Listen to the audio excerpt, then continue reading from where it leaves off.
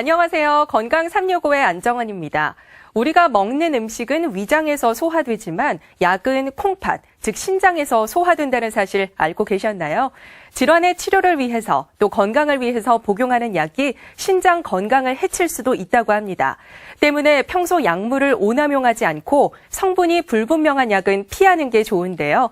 이 같은 약물 오남용을 비롯해 여러 이유로 발생할 수 있는 급성 콩팥 손상. 오늘 건강 365에서는 급성 콩팥 손상에 대해 자세히 알아봅니다. 한 번 나빠지기 시작하면 거침없이 나빠지는 것으로 악명이 높은 기관 신장.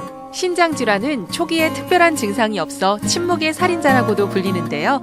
때문에 평소에 건강하게 관리해야 하는 기관이기도 합니다. 콩팥은 사람 주먹 크기의 강낭콩 모양의 장기이며 복막 뒤 등 쪽에 11번째 등뼈와 3번째 허리뼈 사이에 좌우 한 쌍이 존재합니다.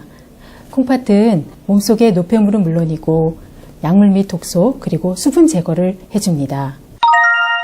이렇게 중요한 역할을 하는 신장에 갑자기 문제가 발생해 모든 기능이 멈춘다면 어떻게 될까요? 신장의 기능이 갑자기 멈추면 심각한 경우에는 사망에 이를 수도 있는데요. 급성 콩팥 손상이란 콩팥 기능이 수시간에서 수일에 걸쳐 급격히 감소하는 것을 특징으로 하는데요.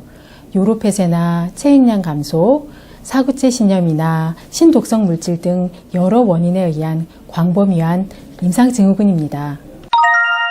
급속도로 신장이 망가지는 것을 예방하려면 급성 콩팥병의 원인을 파악하는 것이 중요합니다. 첫 번째 원인은 의약품과 건강식품의 남용을 들 수 있는데요.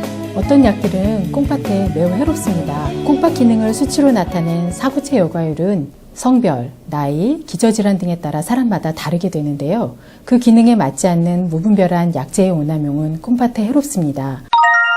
또 평소 만성적인 비뇨기과 질환이나 산부인과 질환을 앓고 있는 경우 급성 신장 손상을 막기 위해 정기적으로 확인하는 것이 중요합니다. 요로폐쇄를 일으킬 수 있는 원인으로는 콩팥 주변의 장기인 전립선의 비대나 염증, 요로결석 같은 비뇨기과 질환이나 자궁이나 난소질환 같은 산부인과 질환이 있습니다. 그러나 수신증이 발생해도 콩팥 기능이 망가지기 전에는 증상이 없는 경우가 많아서요. 산부인과 질환이나 비뇨기과 질환을 가진 환자에서는 정기적인 콩팥 기능 검사가 필요합니다. 또한 심한 설사와 구토, 그리고 과도한 근육 운동은 신장의 기능을 멈출 수도 있는데요. 때문에 평소 수분 부족과 탈수 현상을 예방하는 것이 급성 신장 손상을 예방하는 방법입니다. 체내 수분 부족 상태가 지속되면 혈액량이 줄어들고 그로 인해 신장으로 가는 혈류가 줄어들게 됩니다. 그러면 요량이 감소하고 신기능이 감소할 수 있습니다. 과도한 운동 이후 근육이 붓고 아프면서 혈류를 호소하며 병원에 내원하는 경우가 종종 있습니다. 무리한 운동으로 근육세포가 파괴되면서 이 성분들이 혈액으로 나오고 그것들이 신장을 손상시키기 때문인데요. 이를 예방하기 위해서는 적절한 수분 섭취와 체력에 맞는 운동이 필요합니다. 다른 질환으로 인해 검사를 할 때도 콩팥 기능을 확인하는 것이 좋습니다. 요즘 많이 실시하고 있는 CT, MRI, 혈관 촬영을 할 때 콩팥 기능이 떨어져 있진 않은지 확인하는 것이 필수인데요. CT에서 사용하는 조영제의 경우 일부 환자에서 콩팥 기능 악화를 초래하는 것으로 되어 있습니다. 자기공명 영상 즉 MRI의 경우 가돌리늄이라는 조영제를 사용하게 되는데요. 이 조영제의 경우 사구체 여과율이 감소된 환자에서 콩팥성 전신 섬유화증이란 무서운 부작용이 보고되었습니다.